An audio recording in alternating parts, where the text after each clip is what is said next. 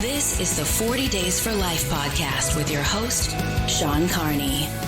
Hello, and thank you for joining us today on the 40 Days for Life podcast. I am Sean Carney, the president of 40 Days for Life, and your host for this podcast, which is dedicated to helping you end abortion where you live. There is a new abortion pill study out, and apparently it is not good for you. We will break that down and give you some of the highlights of what you need to know and maybe clarify some of the things that you have heard. And so joining me is somebody who is definitely good for you and everyone else in the world, and that is Mr. Steve Carlin. I am good for you, just like Yellow 5 and Red 40 and Cinnamon Toast Crunch. Doritos, yeah, all of the good things.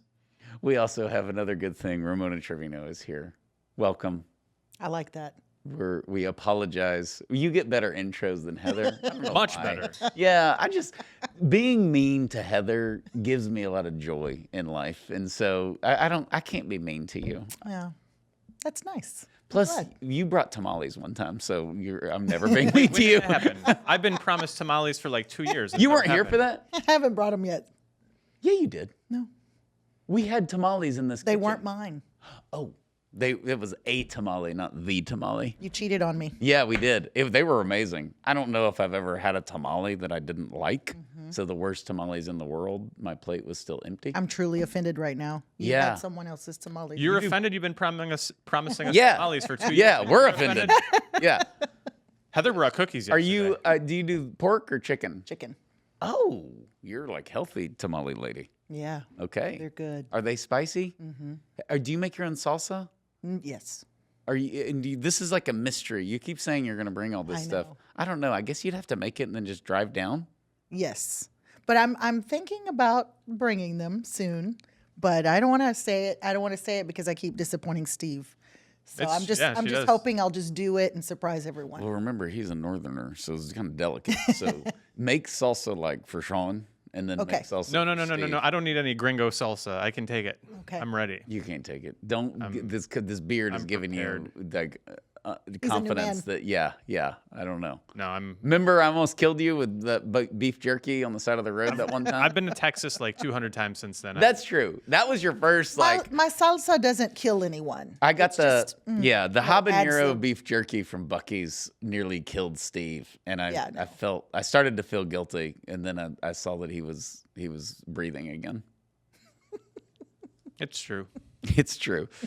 Okay, we have to hurry. Steve has a flight, so the listeners will be delighted that we're not going to ramble on. Or disappointed, dare I say. You know they love it. They love it. They love it. They love us talking about things.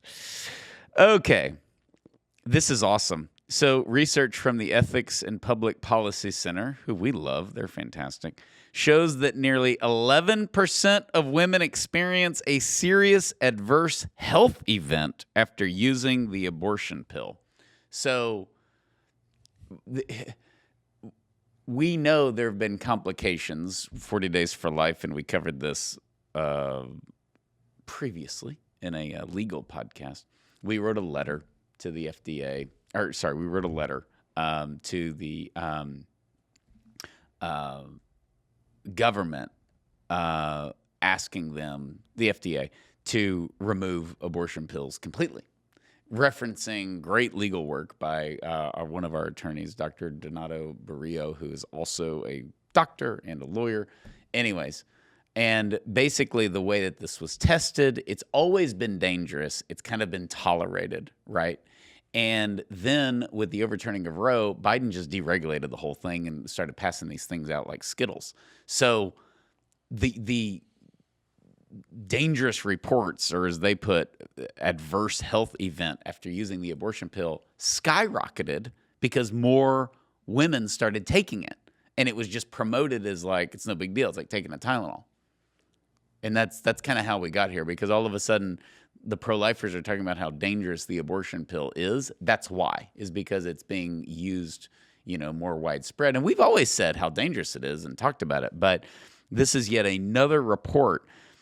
This is 22 times the rate listed on the drug label. Sounds bad. hard-hitting analysis on the 40 Days for Life podcast. Bad. Yeah, this is like the Few Good Men. I don't know what any of this means, but it sounds really bad. Who's the poor woman? Amber? Amber Thurman? Yeah, in Georgia. She takes the abortion pills. It kills her. And then the arrogance of the abortion industry to say she didn't have access to abortion and that's why she died. Of the abortion pill. Which makes no sense. She didn't have access to the abortion pill, which she did have access to, and took it, and it killed her, and therefore she died. Like, no. She died because she took it, not because she didn't have access to it. It just goes to show how much BS is involved in the claim that women are dying. Women are dying everywhere.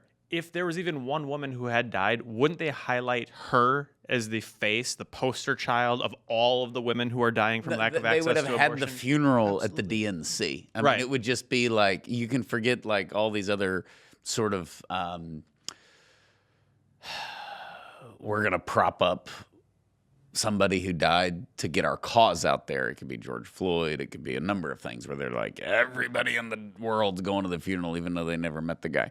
And this woman who died from lack of access to abortion, if she existed, would be a household name. Yeah. Wall-to-wall coverage, rioting in the streets. Right. Kavanaugh killed her. Amy Coney Barrett killed her. Alito killed her. All that stuff would be out there. That hasn't happened. I've said many times, and I think it's awkward. I think they're rooting for it. I think they want somebody to die from lack of access to abortion. But since we're going into the like deep history of the abortion pill, which is early 2000s, that when they had the partial birth abortion case, and the NARAL attorneys are like, if we don't have this, women will die. And I think it was Roberts, actually. He was new on the court back when we had hope in Justice Roberts before he disappointed us 5,000 times in his life. He's like, when has the scenario happened where because of lack of an abortion, women have died? Like, just, we need to name the case. And he was asking sincerely, like, so that they can document it. And because after all the rambling about women are going to die, he's like, give us the specific case because we need to document that. And they're like, there hasn't been one. And the lawyer sat down, like, disappointed. So, which is so strange. Isn't it good that women aren't dying? I thought that was a good thing. So, it's pretty amazing. It's really amazing. Okay, the study uses better data than the clinical trial data cited on the label. Yeah, so this is interesting. The sample size we're talking about, because, right, you can, if you don't have a good sample size on your research, it's pretty much useless, right? The Ethics and Public Policy Center used a sample of more than 865,000 abortions, which is nearly 28 times the size of the sample of all the clinical trials used by the FDA when they approved the abortion pill. So I'm a history major, but I'm going to try to do the math. So 11% of 800,000. Yeah, that's where we come up with the, yeah. That's a lot. Yeah. I mean, let's frame this in a different way. If let's say I had foot surgery. Let's say you were going to get like shoulder surgery or back surgery or something. If the doctor said, number one, this isn't medically necessary. Mm-hmm. And if you do it, you have an 11% chance of an adverse health effect, which that term kind of scares me. Would you do it? I know it depends on how much pain you're in. Yeah, I don't think so. I'm generally want to avoid unnecessary surgery. Right? That's why you quit transitioning into a woman. That was right. One of the big hang-ups you had. Remember in Ghostbusters where they had Gozer the Gozerian and Ivo Shandor? Ivo Shandor was the cult figure who was in trouble for doing a lot of, quote, according to Dan Aykroyd, unnecessary surgeries. Maybe Ivo Shandor and Gozer the Gozerian for Ghostbusters were abortionists. This is... You know how to cut to the core of me, Baxter. Yeah, you don't get this on any other podcast. No. You don't get this on any other podcast. We are explaining the dangers of the abortion pill using Ghostbusters. Okay, this is priceless, unbelievable, and tragic all at the same time. But you're right about the sample size. 865,000. This isn't like 2,000 people, and we're like, hey, it's really bad. And it's more recent data, too. This is all 2017 to 2023. So it's more recent than when they were approving the abortion pill. Let me go real negative real quick. I don't think any of this matters. No? What's going to happen? You think Congress is going to outlaw the abortion pill? I mean, we wrote our letter, which was a brilliant letter, legally and medically. It's totally accurate, and I signed it, and it's like the right thing to do. I don't know.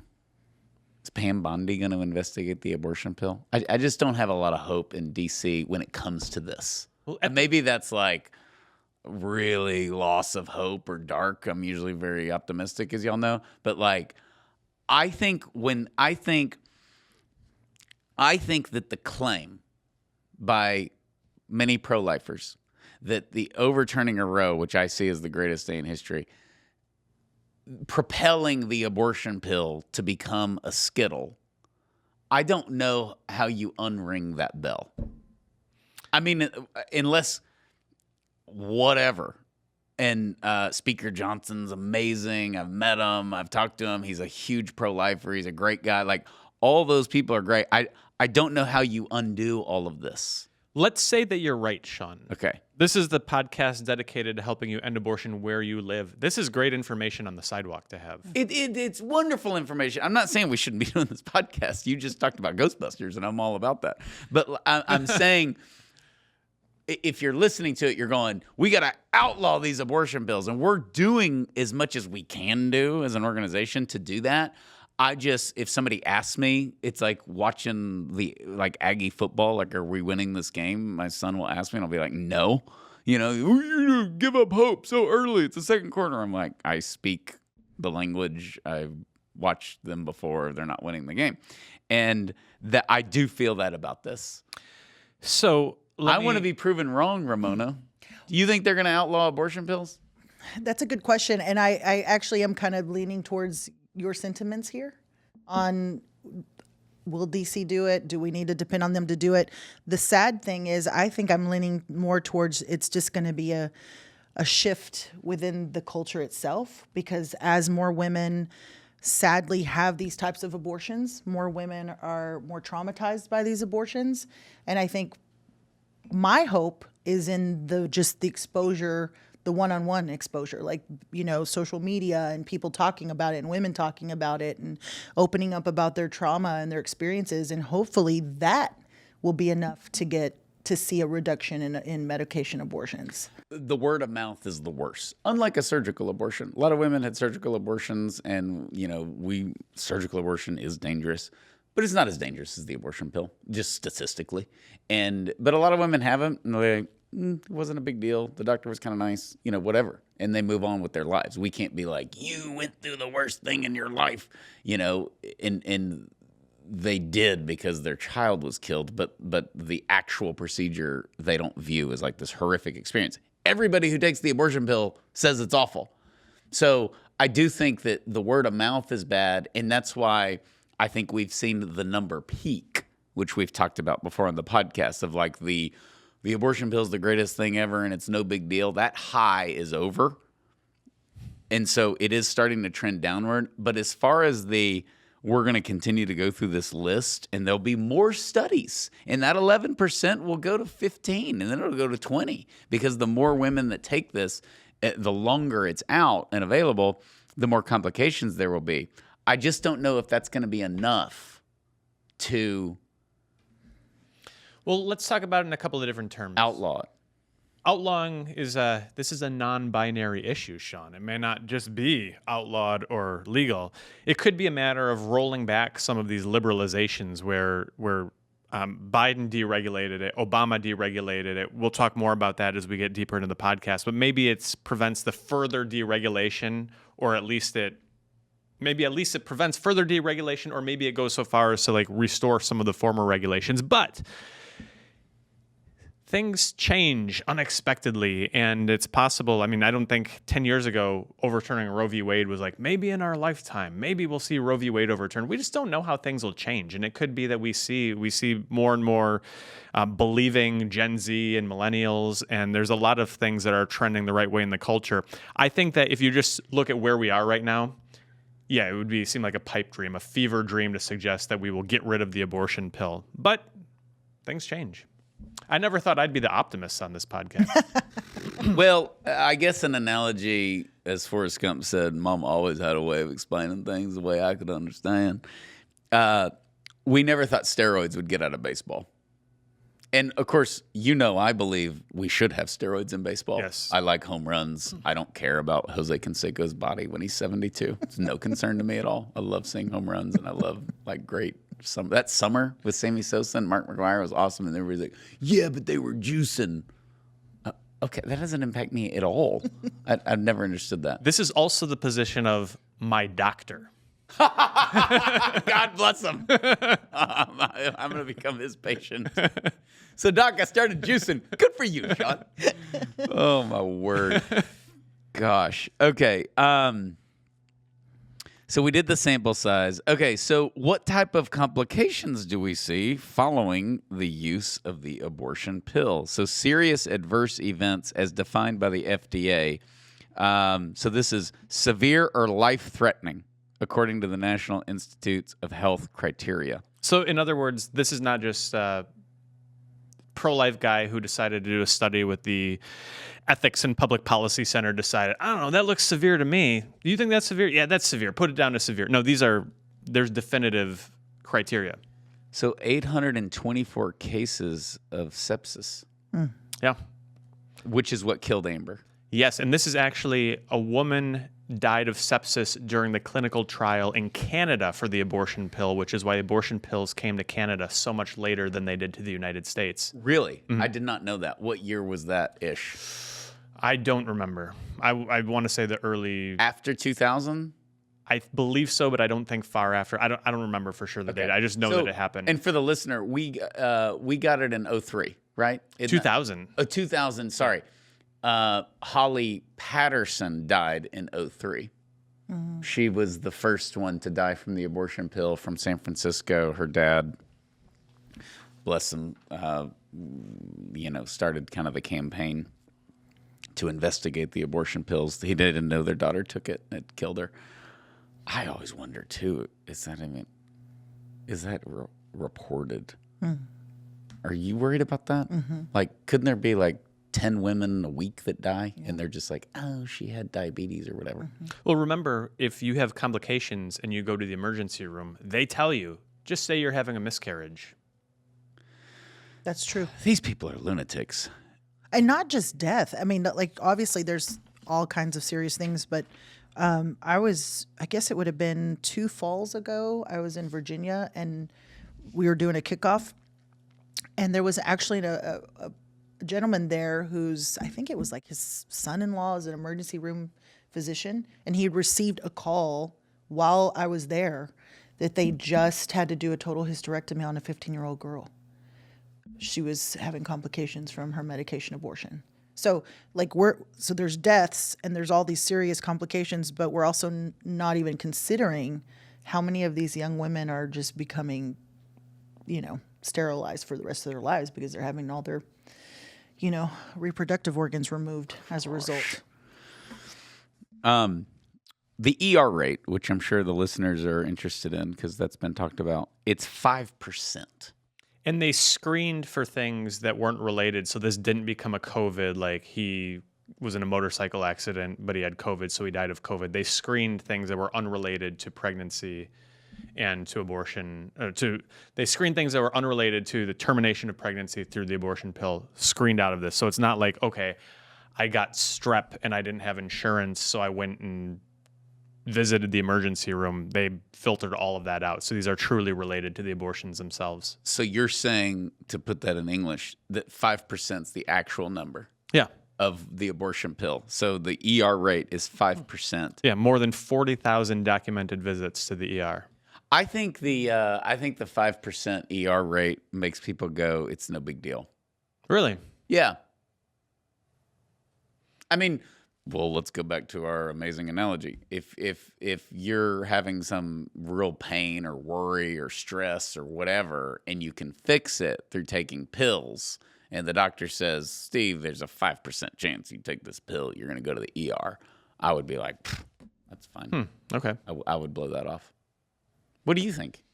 I'm processing this for a second because that seems like a lot. If you take into consideration all the reasons people go to the ER, because not all. But 95% of the people at the ER don't need to be there. That's true. When you talk to people who work in ERs, which I had relatives that worked in ERs, they're like, it's there for chest pain. That's why you go to the ER. Like everything else is not really needed. Or you've been like shot or something like dramatic, but that's rare. Well, then wouldn't that 5% even be more serious then? No, because everybody. Oh, I see what you're saying. Like you need to go to the ER. Well, no, because maybe some of the women just don't feel good and they go to the ER. Or they're terrified because they're bleeding more heavily than what they were expecting. Look, we've talked a lot about you get abortion based on fear and anxiety, and you don't want your parents to find out. Or there's a lot of like out there that's way worse than a 5% risk. That's why I'm saying that the 5% is not a big deal because of the anxiety that leads to an abortion. Mm-hmm. You're pregnant. You're going to have a kid in 8 months or whatever, 7 months. Take these pills and it all goes away. There's a 5% chance you go to the ER. I don't care. I mean, maybe 20%, right? But I just don't see that as a big, maybe I have high risk tolerance. But like, to me, that's not a sensational number. Mm-hmm. I think if you compare it to the talking point of, oh, this is safer than Tylenol, there's a lot of talk. 100%. No. It definitely wipes away the like, this is no big deal factor. But if you're out in front of a Planned Parenthood and you're sidewalk counseling and a woman's like, it's no big deal, I'm just here for the abortion pill, whatever. And you say, there's a 5% chance you'll go to the ER. I don't think she's turning around and like talking to you. I think what's more telling to me about the abortion pill is the number of women who seek post-abortion healing. That's an incredible number. Quickly. Yes. Very quickly. Yes, and it's unprecedented according to the directors of these post-abortion healing ministries because, we were talking about earlier about word of mouth. And I think that is something that we're seeing right now that we hadn't seen before, where surgical abortion, women who had surgical abortions were seeking on average, what is the average, like 10 years later, that they seek abortion, post-abortion healing, versus now it's days, weeks, months. Yeah, we did the magazine article on that, and it was everyone that I talked to when I did the interviews, unanimously, pro-life groups, sidewalk ministries, post-abortion healing, every single person I talked to said the timeline on post-abortion healing is advanced dramatically when it comes to the abortion pill versus surgical. Yeah. Okay, ectopic pregnancy. So this is something Dr. Haywood Robinson has explained to us, right? That if you take the abortion pill and you don't have an intrauterine pregnancy, you have an ectopic or tubal pregnancy, it can be dangerous and, in fact, deadly. And okay, so these are the reasons why originally the abortion pill had these requirements of in-person visits. And then you could do things like get an ultrasound and confirm that the pregnancy was intrauterine rather than tubal. But now that we've got, they're mailing them out, they're doing the webcam abortions, all of those sorts of things, there are fewer opportunities to screen for, and sometimes no opportunities to screen for an ectopic pregnancy. And the women are taking the abortion pills anyway, and it is harming them. And that is appearing in this study that we're talking about here. This was not the case when they were doing clinical trials. You were in a controlled environment. You were generally healthy women. Everything was there. Standard of care was high. Here, the standard of care with a webcam abortion or mail order abortion is much lower. And so you've got women with ectopic pregnancies taking the abortion pill, which is, again, can be deadly. All right. We need to do a little history here. This is great because most people just think the abortion pills just came out and we got here and it's available and it's wonderful because, the Supreme Court's evil.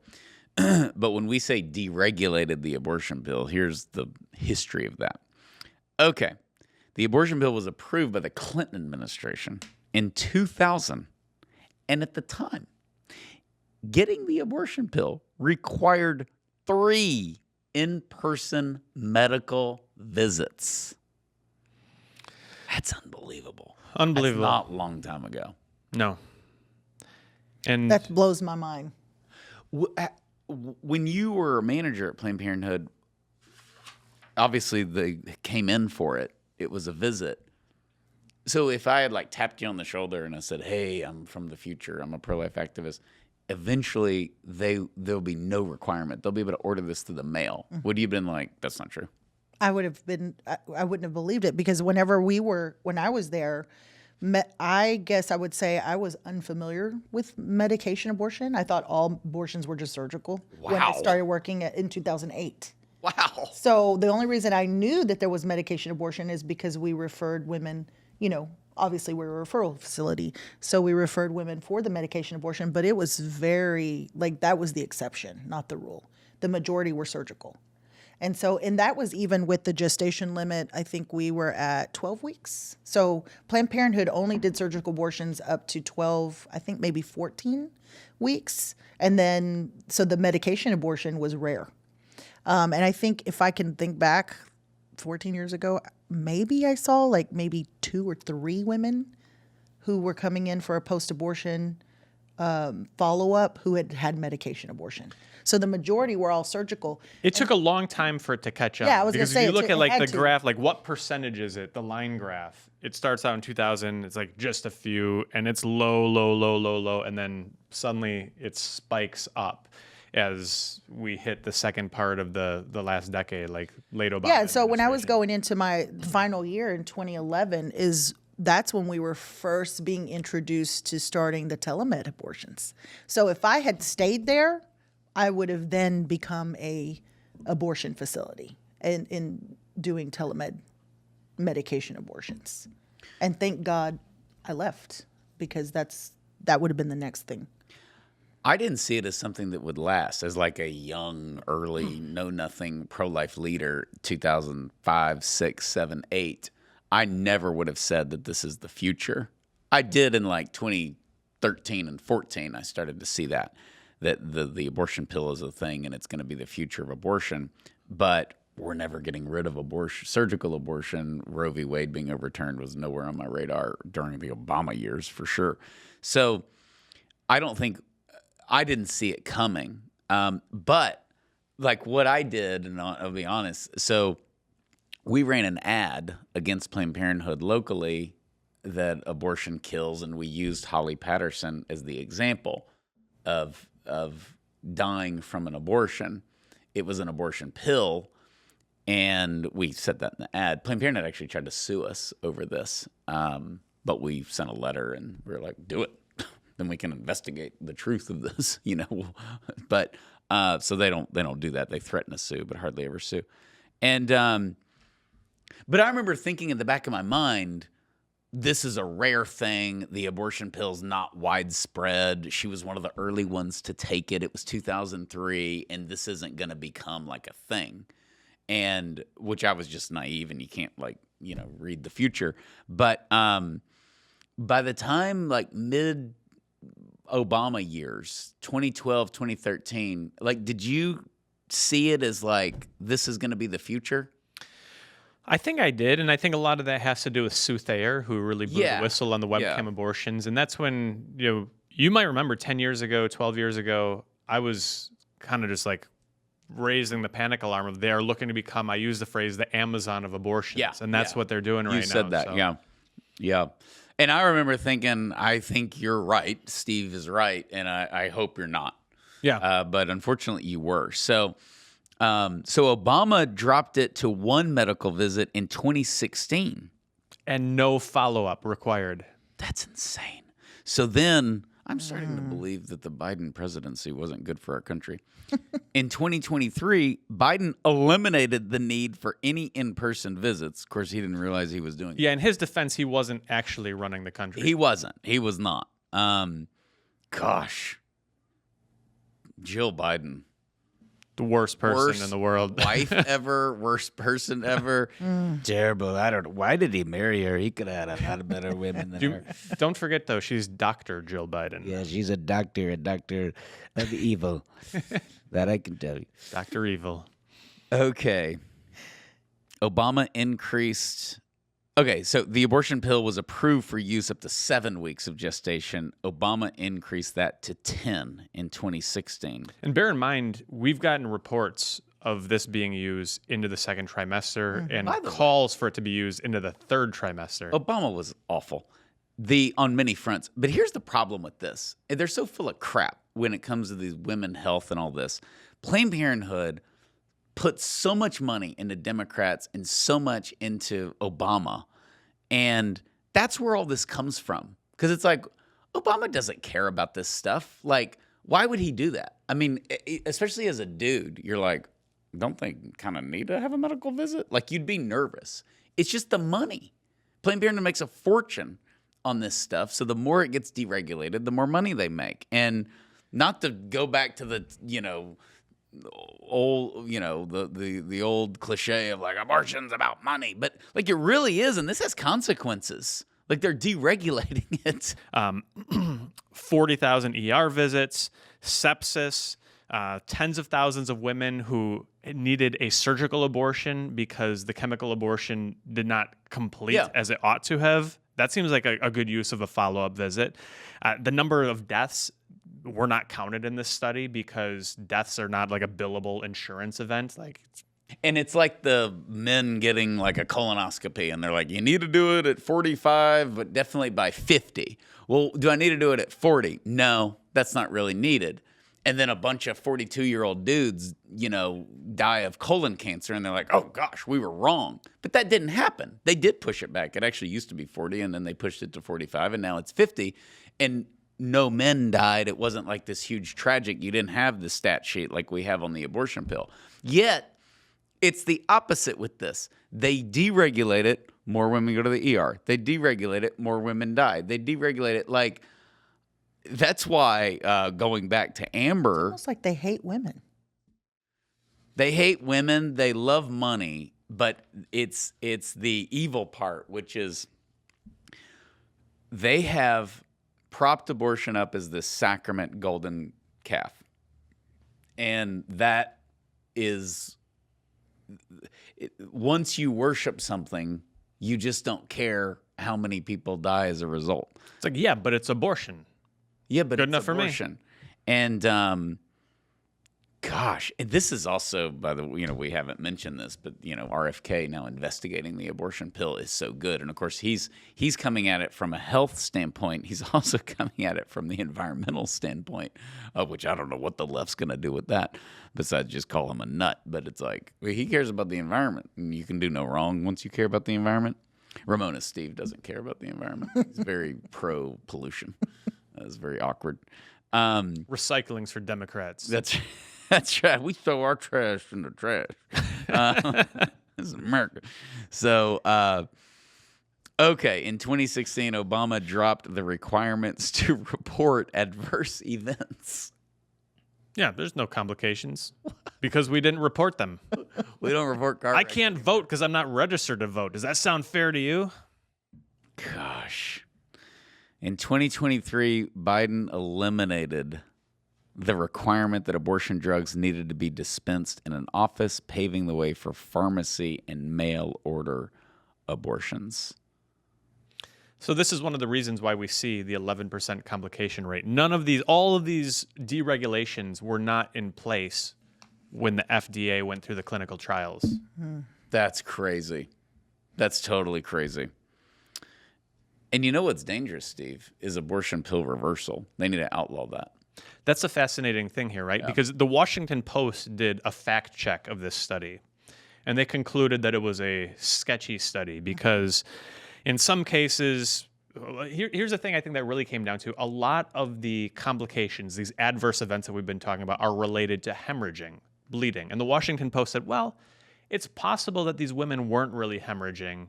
The doctor just wanted a diagnosis that would justify billing insurance to do a complete blood count. Okay, so it's completely speculative. Completely speculative. What? Meanwhile, if you look at all the assertions that the opponents of abortion pill reversal, it's dangerous and it's risky, they say it's not because of any study. They don't have any research showing that it's risky. They just say there's not enough research done on it at all. Here we've got a sample size of 865,000 people. Washington Post, well, I don't know. I mean, you can't really take these people that seriously. Meanwhile, actually, this is kind of interesting. They critiqued the research that we're talking about here. They said it's not peer-reviewed, which the study came out in the Public Policy Ethics Center. They said, Yeah, we didn't peer review this because peer review has been politicized, but here is all of our data and here are all of our methods. Anybody can go through if you want and recreate this study. If you come up with different results, let us know, but we think it's pretty clear what the data say. For the listener, which would make a note to put it on there, we need to put our letter to the government on getting rid of all abortion pills, because it's a really, really good letter that was helped put together by me and Matt, our general counsel, and Dr. Donato. But it's a breakdown of all this. It's also, we didn't argue it with like abortion kills a baby and breaks the 10 Commandments. It's written on a secular standpoint on the actual evidence and the harm that it has caused women, and of course documents all of this. So if the listener wants to read that letter, it's very good, very readable, and it's in English. It's not complicated. So you can see the breakdown of how we made the case to get rid of the abortion pills altogether. I know I said I don't think that's actually going to happen, but we are making the effort to make it happen. You got to try. You got to try. As Michael Scott said that Wayne Gretzky said, you miss 100% of the shots you never take. Thank you for that. Just unbelievable analysis. I don't know about you, but all of this sounds very hopeful to me. Yeah, I feel better now than I did at the beginning of the podcast. But I was going to say it's kind of revealing too, because if you look back and you think about in 2008, I was working for Planned Parenthood, didn't even know really that medication abortion was a thing, right? I learned about it while I was there. And you think about all the deregulation, it's kind of signals to the fact that Planned Parenthood, that we're winning. Yeah. Right? Like they have to, that we're obviously winning for them to promote and push forward so much deregulation to try to make abortion so easy, so accessible, because they're combating the messaging, the pro-life messaging. We're exposing the reality of abortion. We're exposing the reality of the harm that medication abortion does to women. Like, we're doing a good job. Otherwise, they wouldn't be fighting so hard to make it so easy. That's true. Well, in just the last 20 years, a lot has changed. Carbs are bad. It used to be the whole food pyramid was like eat carbs, and now carbs are evil. We don't smoke in restaurants anymore. I mean, that's just unheard of. Imagine. Maybe you don't. Steve loves his weed. We all know that when he's at Chili's. But you imagine, like, if you were, it would be kind of funny. Like, if you were in, like, a Chili's and, like, the table next to you just lit up a bunch of cigarettes. I mean, it would be, like, the most, I'd actually be excited about it because I'd be like, hey, rebels, But it's just kind of funny, right? That's just unheard of. We just grew up with smoking or non-smoking. Like when you go into a restaurant and that's just gone. You can't even explain that to like kids. People used to smoke on airplanes. Litter. Like, we don't litter anymore. People used to throw their trash out the window on the highway. I didn't do that. You littered? Shame on you, Ramona. I'm not going to say I did or didn't. I'm just saying. Don't mess with Texas. Wasn't that the campaign? Yeah. That really worked. No, you're right. People just threw their garbage out, and didn't think anything of it. Like, it's a Snickers wrapper. Who cares? Yeah. So, there's a distinction I think we need to make here about this, which is the abortion industry really has run itself into a problem because they have promoted abortion as basic health care. This is like getting stitches. And to me, basic health care deserves a higher level of scrutiny. If you have stage 4 cancer or if you have heart failure and you're going to die, you are willing to accept greater and greater risks. For sure. If you find out that, like, hey, here's this new vitamin that will help you sleep better, it better be pretty doggone safe because it's at a basic level. It's not that important. And so I think they've really run into trouble here where the more basic it is, the more scrutiny it would deserve. Yeah. No, I agree. No, I mean, that's it's just the opposite. But this goes back into the religious part of this, which is that they worship abortion, that this has become a sacrament.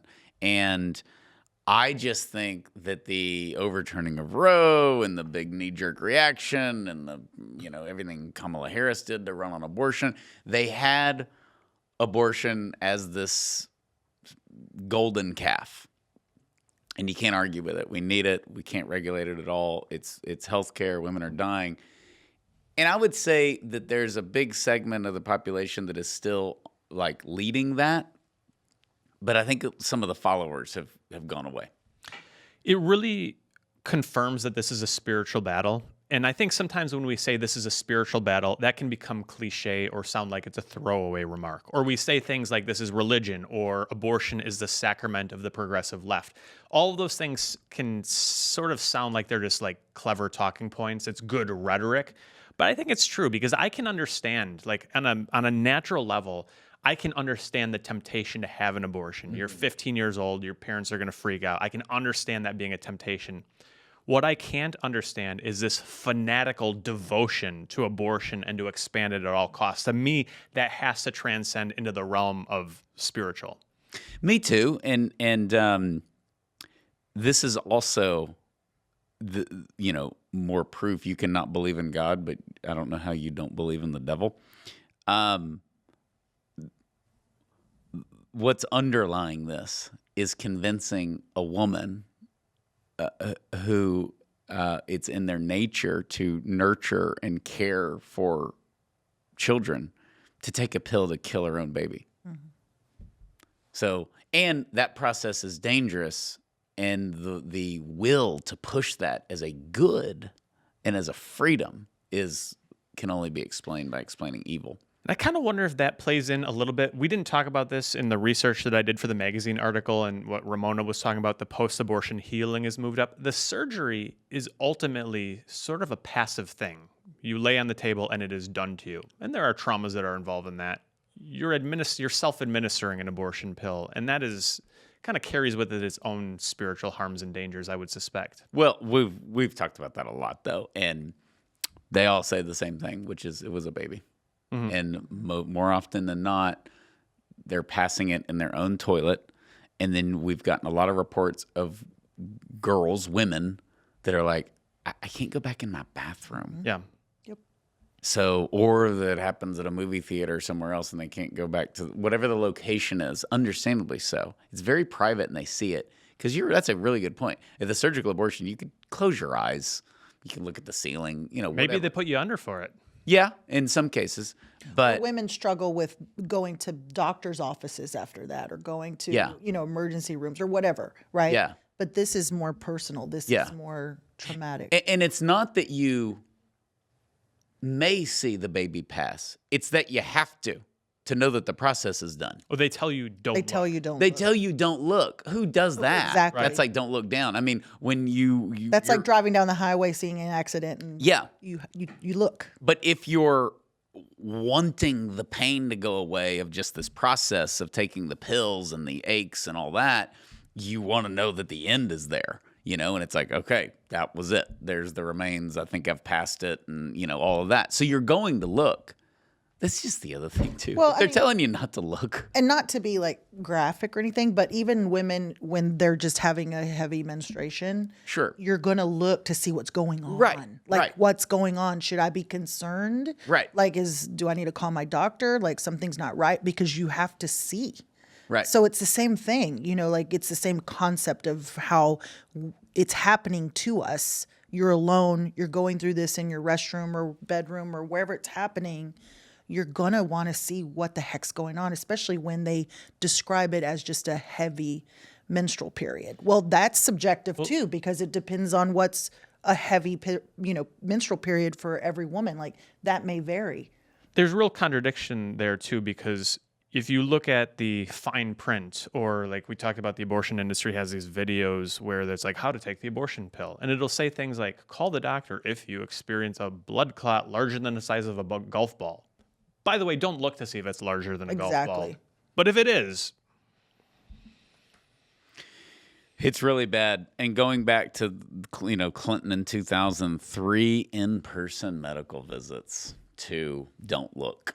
That's where we ended up. And so we will continue to cover this, and it's an important topic. It is the current state of abortion. It certainly is the future of abortion. So thank you for listening. Please rate, review, and share this podcast. And as a reminder, we will put our letter to the FDA on the webpage. And the show page so that you can take a look at that, and we'll have other resources up there as well. So thank you for listening, and we will see you next time. God bless.